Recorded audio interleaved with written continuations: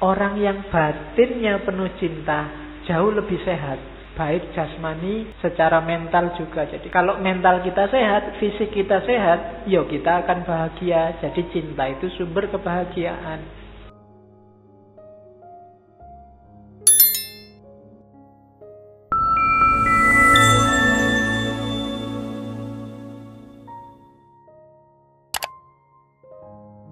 Oke, bismillah. Assalamualaikum warahmatullahi wabarakatuh.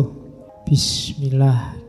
Mari kita lanjutkan ngaji filsafat kita. Terus, ini yang dari simposium. Simposium ini nanti berurutan ngomong sahabat-sahabatnya Plato. Biasanya gongnya itu Sokrates. Sokrates inilah nanti konsep cintanya Plato. Kalau ini masih sahabat-sahabatnya, ada yang salah diluruskan, ada yang dilanjutkan oleh Sokrates, ada yang dibantah sama sekali oleh Sokrates. Yang pertama Phaedrus. Phaedrus ini kayak penceramah, karena dia orang bangsawan. Kalau ngomong agak gaya, omongannya tinggi, tapi ndak nyambung sama realitas. Ideal-ideal, kayak calon bupati apa gubernur kampanye ndak ngerti realitas, yang diomongkan yang tinggi-tinggi. Ini gayanya Phaedrus. Makanya dia bilang cinta itu simbolnya eros. Dalam cinta ada kemuliaan, dalam cinta ada pengorbanan. Para pecinta adalah para pejuang yang mau berkorban dan seterusnya. Ini kalimat-kalimat bombastis untuk menceritakan cinta. Seolah-olah iya memang kayak gitu cinta itu, ini cuma retorika. Cinta adalah segalanya. Cinta adalah puncaknya kemuliaan moral manusia. Cinta adalah, itu jawabannya pasti iya. Ya memang begitu, tapi terus gimana realitasnya? Hakikatnya cinta itu apa kan? Cinta itu mulia, iya. Hidup ini harus dikembangkan dengan kasih sayang, iya. Tapi uraian detailnya kayak gimana? Pokoknya kita harus membasmi kemiskinan. Pokoknya gimana orang Indonesia ini rukun, utuh. Iya lah ngomongnya enak, ya prakteknya gimana? Wong sekarang sudah jelas gegeran, sudah tawuran, sebentar lagi perang kalau tidak ada yang misah. Kita hari ini kan kayak anak kecil yang saya ingat zaman saya kecil itu kalau sedang main sama teman. Misalnya ada yang salah apa itu, sebenarnya aku ndak apa-apa, tapi temenku ini yang kurang ajar. Wih, digituin. Kalau aku nangis itu, kalau aku ngamuk itu, kalau dia akhirnya ngamuk tenang. Padahal aslinya nggak apa-apa loh, dipanas-panasi sih sama teman-teman. Misalnya ada yang salah padaku, jadi aku rapopo, tapi kok terus temanku yang satu, kalau aku digituin tak sikat, kalau aku digituin tak balas. Akhirnya ingin balas beneran. Hari ini banyak yang kayak gitu. Kamu dipanas-panasin, kamu tidak sadar sedang dipanas-panasin, biar menyala semua dan nanti tawuran. Begitu tawuran, yang tadi panas-panasin yang tepuk tangan, ayo terus, sikat aja terus, mesti gitu. Seneng dia, sukses provokasinya. Phaedrus ini gayanya itu sebenarnya. Dia ngomong tinggi-tinggi teoritis. Cinta itu mulia, cinta itu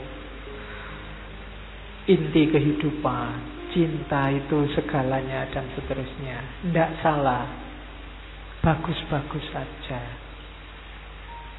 Cuma terus gimana menjalankan cinta ini? Cintailah musuhmu. Kalau kamu ditampar pipi kiri, kasih pipi kananmu. Lu yo panas ta yo. Ya kan? Prakteknya piye? Oke, itu sebenarnya mungkin ada lanjutannya. Kalau tampar kiri kasih kanan, kalau kanan juga ditampar, balas sekeras-kerasnya. Terusannya ngono. Oke. Jadi cinta itu mulia. Ya wis, manut wae lah. Kalau orang ngomong kelas-kelas tinggi gini, ya lah wis bener. Yang penting terus gimana? Ini pahit terus. Ada yang kedua, ini dokter. Kalau dokter ini sangat teknis. Namanya Erik Mahus. Dialog juga di situ. Jadi ini dia bilang bahwa cinta itu unsur yang paling penting, baik jasmaniah maupun rohaniah. Orang yang batinnya penuh cinta jauh lebih sehat,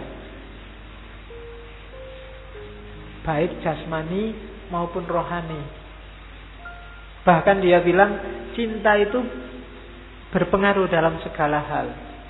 Binatang, tumbuhan, tanaman itu bisa dipengaruhi oleh cinta. Bahkan hewan paling buas pun, kalau kamu pelihara dengan penuh kasih, ya dia manut, asal dia nggak pas kelaparan.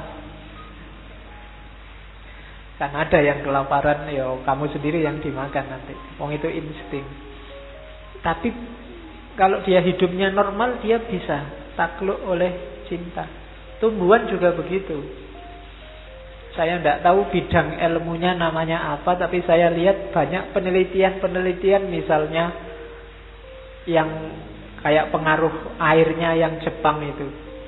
Sekarang kan ada yang neliti pengaruh ngomong yang baik pada tumbuhan, pengaruh ngaji Al-Quran pada kesegaran buah semangka. Kan ada yang neliti-neliti kayak gitu ya. Yang saya tidak mau komentar, aku kurang ngerti ilmunya. Jadi ada yang neliti buah semangka ini antara yang dibacakan Quran tiap hari sama yang dimaki-maki tiap hari, kesegarannya beda. Loh ya kamu coba aja sendiri. Nanti kalau ada semangka, kamu iris sebelum dimakan, yang satu kamu bacain Yasin. Yasin, nah yang satu mbok bisu-bisui, kurang ajar ini, terus kamu makan. Itu rasanya segar yang mana? Ya kamu coba sendiri, aku tidak ngerti kesimpulannya gimana. Ya kamu coba. Syukur-syukur Yasinnya 3 kali. Jadi kamu baca Yasin 3 kali. Sudah 3 kali baru dimakan. Oke. Ya, itu harusnya ada nama keilmuannya. Kalau ada yang mau neliti silahkan. Beberapa ilmuwan neliti. Kalau yang Masaru Emoto dari Jepang itu kan air. Air itu dimasukin gelas. Gelasnya dikasih tulisan jorok sama kasar, yang satu dikasih tulisan kasih sayang sama kelembutan. Dicek gambar kristalnya air itu ternyata beda. Itu nanti bisa disambungkan sama kiai-kiai, ustadz-ustadz yang kalau menyembuhkan cuma dibacain Fatihah di air terus dia bisa menyembuhkan. Mungkin kalau ustadz kan auranya beda sama kita. Kamu kalau mau cowek piro ya rampung gue. Aura, kamu kan nggak punya aura, punyanya aurat. Oke. Nah, ini gayanya Erik Mahus. Itu mungkin kayak saya dulu nulis skripsi tentang filsafat cinta itu kayak orang-orang ahli kimia yang meneliti aspek kimiawi dalam diri manusia yang berhubungan sama cinta. Ini sangat kimiawi, jadi cinta itu bukan gejala mental, dia cuma gejala kimia dalam tubuh kita. Jadi kenapa kalau lihat lawan jenis terus kamu berdebar-debar, rasanya ada yang naik, mungkin adrenalinmu naik, apa-apamu yang naik, rasanya kok panas ini ya. Nah itu ada zat kimiawi yang bereaksi. Setiap kali kamu jatuh cinta, zat ini diproduksi. Semakin dalam cintamu, semakin dia diproduksi masif. Maka kalau sudah jatuh cinta, untuk tidak cinta lagi itu susah. Sudah terlanjur jatuh. Ya, jadi maka, dan zat ini saya, yang di buku itu saya tulis, zat ini habisnya sekuat-kuatnya kalau dipakai terus-menerus itu 2 tahun. Jadi 2 tahun zat ini bisa habis. Kalau kamu pacarannya gayanya boros, yang-yangan tiap hari, pokoknya terus tiap hari I love you, I miss you, lama-lama enggak lama, maksudnya 2 tahun dia sudah habis. Kalau dasarnya hanya ketertarikan fisik, orang yang hanya berhenti di situ maka sangat rentan untuk selingkuh, nyari yang lain. Kalau sudah 2 tahun, maka jangan lama-lama pacaran. Yang gawat, yang nikah. Kalau nikah juga tidak bergerak dari ranah itu, bisa nyari yang lain di tahun ketiga. Maka tadi saya bilang levelnya nggak boleh berhenti di mawaddah, dia harus naik ke mahabbah, syukur-syukur ke yang tertinggi rahmah. Kalau hanya di mawaddah, ya sudah nggak tertarik lagi. Secantik apapun istrimu besok, dalam jangka waktu tertentu rasanya lebih cantik yang lain. Makanya ada peribahasa rumput tetangga itu selalu lebih menarik. Itu yang bikin rumah saya nggak tak kasih rumput, biar nggak diliriki sama tetangga. Oke, jadi ini gayanya Eryximachus. Dia ini dokter. Jadi cinta dia ndak urusan sama mulia-muliaan. Ini memang ada dampak nyatanya secara fisik dalam hidup kita, secara mental juga. Jadi kesehatan mental, kesehatan fisik. Kalau mental kita sehat, fisik kita sehat, ya kita akan bahagia. Jadi cinta itu sumber kebahagiaan. Nah, itu Eryximachus. Dia dokter. Jadi cara berpikir tentang cinta itu bagusnya dialog-dialognya Plato. Jadi orang dari banyak profesi, dari banyak bidang ngomong tentang apa yang sedang dibahas. Yang belum ada memang mahasiswa, tidak ada dari mahasiswa. Dan nanti hampir semua sahabatnya Plato itu ada judul bukunya, Phaedrus, Meno, dan lain-lain. Yang tidak cuma yang simposium ini. Karena simposium ini merujuk forumnya, tidak merujuk nama orangnya. Oke, yang sekarang istilah ini kan dipakai setara sama seminar, setara sama workshop, setara sama diskusi dan seterusnya. Meskipun kalau kita kan sering susah membedakan kapan sebuah acara itu judulnya harusnya workshop, kapan sebuah acara judulnya harus seminar, kapan harus diskusi panel, kapan harus sarasehan. Pokoknya ngawur, pokoknya ya seminar. Kadang kalau nggak kepingin, kalau waktunya agak lama ya workshop pasti gitu kan. Padahal itu beda-beda, simposium juga beda. Ya, oke. Ya kalau seminar itu jangan diartikan harafiah, tapi ya seminar itu semi itu hampir, nar itu neraka. Jadi seminar itu hampir masuk neraka. Harusnya jangan istilah seminar lah, diganti ya, narnya diganti nur. Nur itu cahaya, jadi hampir menemukan cahaya seminur. Jadi besok kalau masjid bikin acara jangan seminar, seminur. Oke, seminur internasional. Itu agak unik. Oke. Terus, kalau ini artis, budayawan, namanya Aristophanes. Ureanya panjang, enak dibaca, cuma ya puitis karena dia artis. Dari sinilah mungkin muncul gagasan kalau pacarmu atau besok jodohmu itu soulmate, belahan jiwa. Jadi cinta itu adalah pencarian kita pada soulmate kita, alter ego, diri kita yang dulu. Dulunya kita nempel, tapi terus dipisah oleh... Karena ada cerita, manusia itu dulu gandeng-gandeng dua sesuai pasangannya. Cuma karena dia sombong, terus dihukum oleh Zeus. Hukumannya apa? Dipisah dari pasangannya. Sekarang tiap orang itu nyari pasangannya sendiri-sendiri. Ya kalau kamu yang nggak nemu-nemu, itu berarti pasanganmu hilang. Atau jangan-jangan diambil orang lain. Karena ada yang poligami banyak, itu jangan-jangan jatahmu diambil. Ya, hati-hati ya. Jadi cinta itu Ada ilustrasi bagus tak ambil dari Google itu. Dulunya itu gabung gitu. Terus sama Zeus dipisah dua. Nah, jadinya kita sekarang itu nyari belahan jiwa. Orang Jawa menyebutnya jodoh itu sigaraning nyawa. Disingkat jadi garwo. Jadi belahan nyawa kita. Karena dulu itu pasangan kita terus bisa.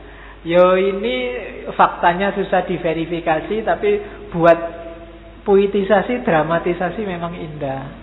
Nah, itu gayanya Aristophanes. Ya kan? Loh, dulu kan gitu. Kalau dalam Islam kan cara membelahnya kan tidak sigar dua gitu, cuma tulang rusuknya dipotong. Jadi Hawa itu dibelahkan dari Adam lewat tulang rusuknya.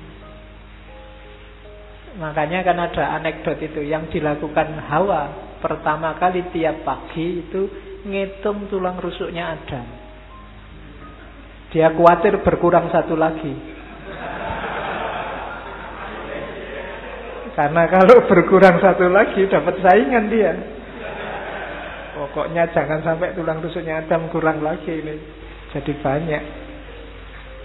Jadi ini Aristophanes. Jadi dia sastrawan, artis, cara menjelaskannya juga puitis. Dia pakai mitologi Yunani. Bahwa cinta itu adalah mencari belahan jiwa, nyari soulmate kita. Oke. Cuma ya ini kadang-kadang dipakai alasan untuk selingkuh. Wah, mohon maaf, aku tidak cocok lagi. Kelihatannya kamu bukan belahan jiwaku. Aku mau nyari yang lain. Ya itu seenaknya dewe. Jadi sudah dapat nyari yang lain karena bukan belahan jiwa. Atau jangan-jangan ada yang suaminya 1, istrinya 4. Itu berarti dulu gerombol 5 gitu, terus dipisah-pisah. Sekarang dikumpulkan lagi jadi 1. Ya mungkin begitu ya, siapa ngerti. Karena ada kadang-kadang pisang itu gandengnya sampai banyak. Nah, dulu mungkin manusia yang edisi gandengnya banyak. Nah besok di dunia ini istrinya lebih dari 1. Mungkin begitu. Oke, cuma ini Aristophanes. Yo ini tetap membacanya yo simbolis. Jadi cinta itu berarti apa? Nyari yang klop, nyari yang klik sama hidup kita. Jadi yang pas. Kalau kita tumbuh ya nyari tutup yang pas. Kalau yin ya nyari yang yang. Itu berarti klop utuh, mencari keutuhan. Jadi kalau orang di Cina yang punya ideologi yin yang kan gitu, pasangan yang baik itu yang melengkapi kita. Kalau kamu yin, carilah yang yang. Yang meledak-ledak, cari yang kalem. Kalau meledak-ledak dapat meledak-ledak, yo rusak. Tiap hari ledakannya jadi besar. Kalau yang kalem dapat yang kalem. Kalau pacaran diem. Satu diem, satu diem. Ngomong apa kita? Tidak tahu. Ya udah diem aja lah. Ayo orang itu pacaran. Ya yang yin cari yang yang cari yang yin. Jadi klop. Yang satu cerewet, yang satu pendiam. Kalau yang satu cerewet, yang satu cerewet, yo koyo kaset rusak, ngomongannya tidak karu-karuan wis. Tapi kalau yang satu pendiam, yang satu pendiam, ya tidak jelas. Sepi akhirnya. Oke. Jadi itu Aristophanes. Jadi cinta itu berarti apa? Nyari kecenderungan jiwa yang cocok sama kita. Oke. Terus ada lagi ini orang sofis yang tadi saya bilang. Ini nanti yang dikritik oleh Socrates. Cinta itu urusannya anak-anak muda, gairah remaja. Jadi yang orang-orang tua sudah wassalam, sudah tidak pantas lagi ngomong tentang cinta. Dan Eros itu kalau bagi Agathon itu kan dewa paling muda, makanya gambarannya kecil, kayak bayi yang bawa panah asmara.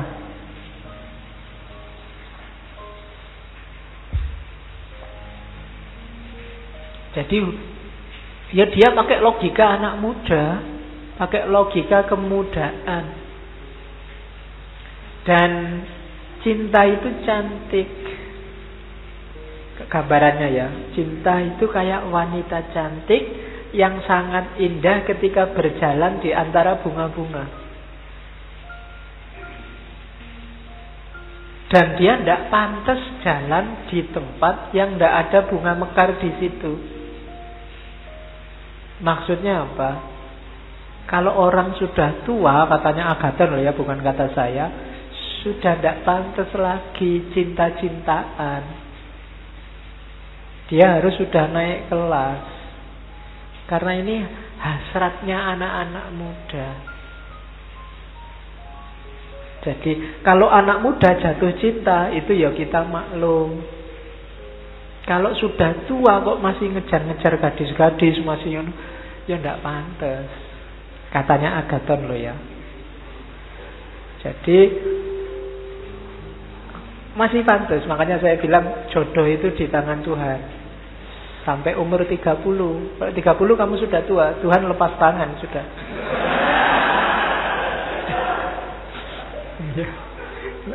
Jadi sudah enggak ditahan sama Tuhan, ini sudah tak pegangi jodohmu sampai umur 30 kok enggak diambil-ambil, ya sudah Tuhan lepas tangan. Urusanmu lah. Mau nyari yang pandai. Oke. Jadi katanya Agathon, enggak, ini urusannya anak muda. Yang tua-tua enggak saya ikut. Yang tua-tua dia harus tidak lagi mengejar mencari cinta. Level cintanya sudah enggak lagi urusan jasmania. Dan katanya Agathon lagi, loh dari cinta ini loh nanti bisa lahir 4 kebijaksanaan utama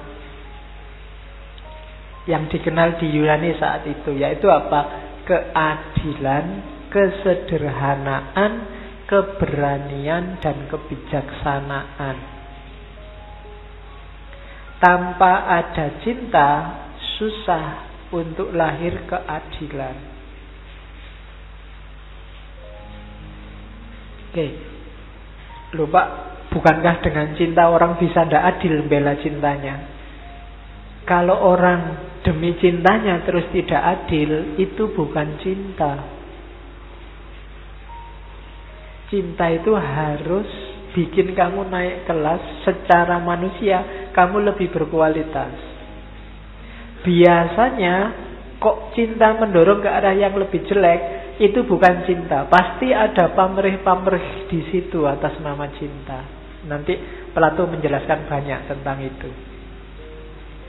Orang yang cinta pasti adil. Nabi Muhammad itu sangat cinta pada anaknya, tapi beliau bilang, kalau Fatimah anakku mencuri, aku sendiri yang motong tangannya. Itu justru menunjukkan cinta. Misalnya aku punya anak, kemudian anakku salah, harus dihukum. Itu menunjukkan aku cinta. Tapi kalau anakku salah terus harus tak belain, dia harus tetap benar, dia harus dianggap benar, ini justru menunjukkan kamu tidak cinta pada anakmu. Jadi cinta itu harus, kalau pacarmu salah, bilang aja salah. Kalau pacarmu salah, kamu bilang, enggak, kamu selalu benar kok, pacarku nggak mungkin salah, pacarku, itu kamu ngerusak dia. Tidak adil. Cinta melahirkan keadilan.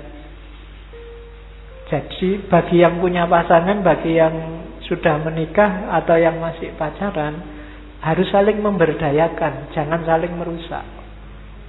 Saling merusak itu antara lain tadi, kamu belain mati-matian, salah benar juga dibelain, itu merusak. Berarti bukan cinta yang benar. Dan melahirkan juga kesederhanaan, keberanian, kebijaksanaan. Dan katanya Agathon, yo ini cinta itu yang dipahami orang, bukan yang mistik kayak tadi, bukan yang pakai mitos, bukan yang pakai kedokteran, bukan yang bombastis kayak Petrus. Cinta itu ya biasa-biasa dan salah satu variabel hidup. Ini Agathon, orang sofis. Oke. Nah, terus ada lagi sekarang ahli hukum, namanya Pausanias. Ini dalam simposium. Pausanias ini nanti membagi dua. Cinta itu ada dua jenis. Ada jenis vulgar, namanya Afrodit Pandemos. Ada jenis lembut, namanya nanti Afrodit Urania. Ini nanti teori ini dipakai oleh Socrates dan disempurnakan. Jadi yang pertama Afrodit Pandemos. Afrodit Pandemos itu ya cinta erotik, cinta romantik. Jadi cinta yang fokusnya pada kesenangan jasmania, nyari enak, kepuasan batin jasmania, itu nyari enak. Jadi namanya Afrodit Pandemos. Jadi antara yang mencintai dan yang dicintai saling memanfaatkan untuk kesenangan jasmania. Oke. Katanya Socrates, ini cinta tahap paling dasar dan tidak boleh berhenti di sini. Kalau berhenti di sini bisa bahaya. Cintanya bisa jadi racun. Cinta yang harusnya meningkatkan dirimu, kualitas hidupmu, dia bisa malah merusak. Cirinya Afrodit Pandemos itu, Afrodit itu ya dewa Afrodit itu, ibunya Eros. Orang sering menyebutnya dewa cinta. Katanya dewa paling cantik. Meskipun kalau teman-teman baca sejarahnya di mitologi Yunani, ini dewa paling cantik tapi kadang-kadang ya jahat. Ingin menguasai semua laki-laki ganteng. Ya, orang barat suka. Kalau kamu suka googling, coba carilah dewa cantik yang paling banyak digambar oleh para seniman barat zaman dulu itu Afrodit. Biasanya gambarnya telanjang. Dewi yang telanjang, tapi memang kalau telanjang itu kan biasanya melihatnya jadi menarik.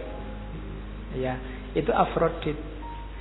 Nanti Afrodit ini yang melahirkan perang Troya karena dia menjanjikan perempuan cantik pada pangeran dari Troya namanya Paris. Cuma ternyata perempuan yang dijanjikan ini istrinya raja.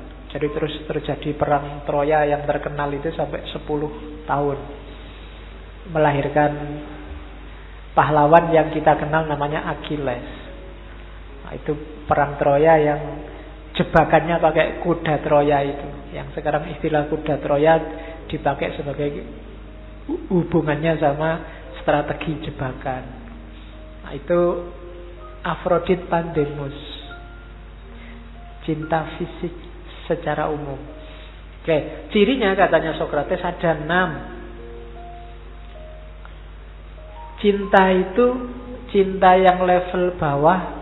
Cirinya yang pertama, kalau orang yang mencintai jadi korban perasaannya sendiri. Ini istilah korban perasaan. Mungkin bahasa Indonesia itu ya. Kamu kan sering pakai istilah ini kalau pas waktu Idul Adha tidak punya uang untuk urunan. Mas korban gak? Aku korban perasaan aja. Nah, cinta jenis Afrodit Pandemos ini, orang ini jadi budaknya perasaannya. Yang tadi kuda tunggangan. Ya kalau perasaannya kecenderungannya bagus, ya berarti kuda yang warnanya putih. Akalnya jadi nggak jernih. Yang penting kamu jangan meninggalkan aku. Disuruh apa aja aku mau. Nah itu nggak jernih sudah kalau sudah kayak gitu. Engkaulah segalanya bagiku. Lautanku seberangi. Gunung akan kudaki. Itu kalau pas lagi seru-serunya jatuh cinta mesti begitu. Oke. Ya nanti kalau sudah jadi menikah tidak mungkin ngomong gitu lagi. Apalagi anaknya 4, terus nyari kerja susah, utangnya banyak, itu sudah ada lagi lautan yang diseberangi, gunung yang didaki.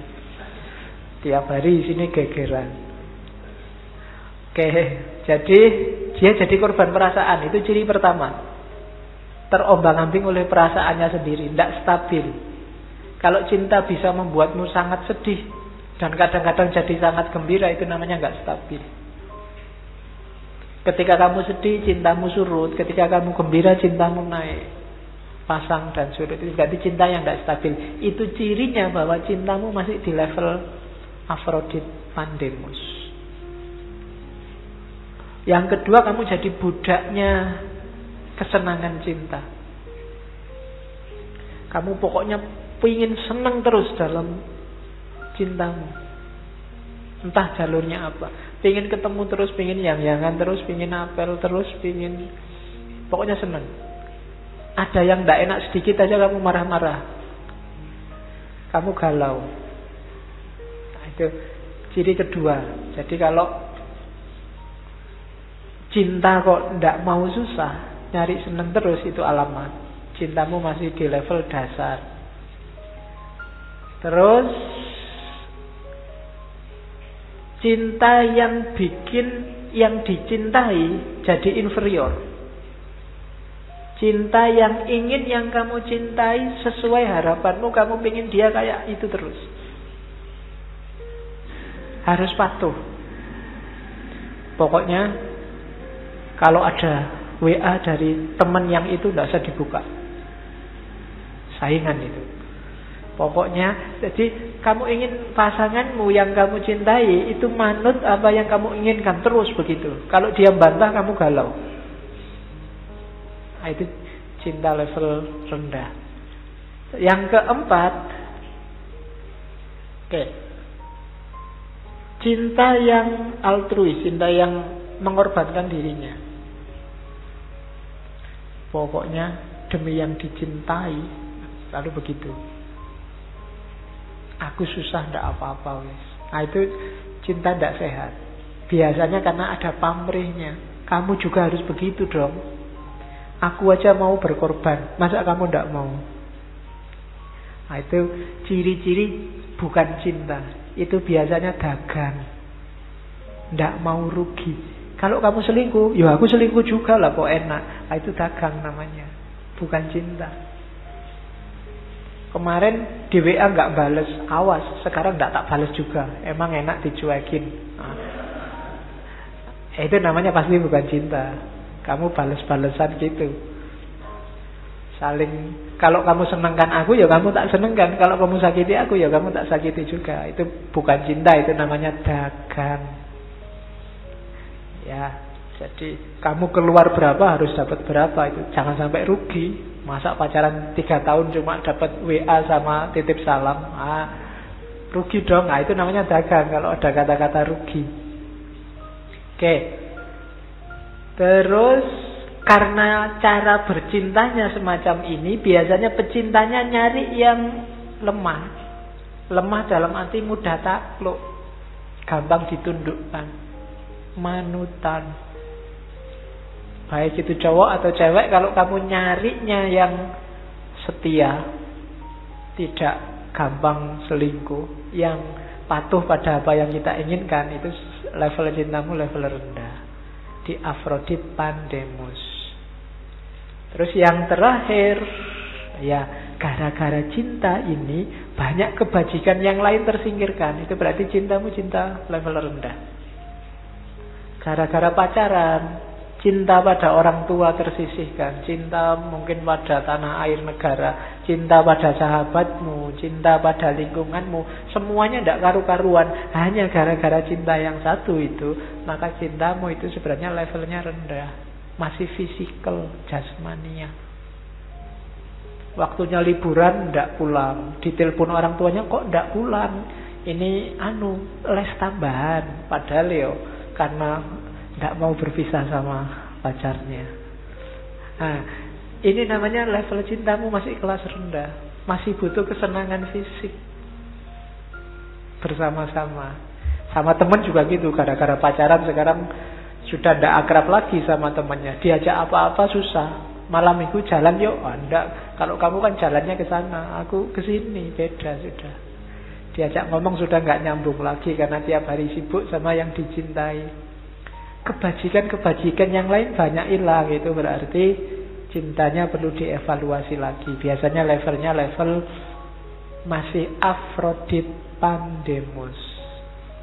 Nah, ada level yang lebih tinggi yaitu Afrodit Urania.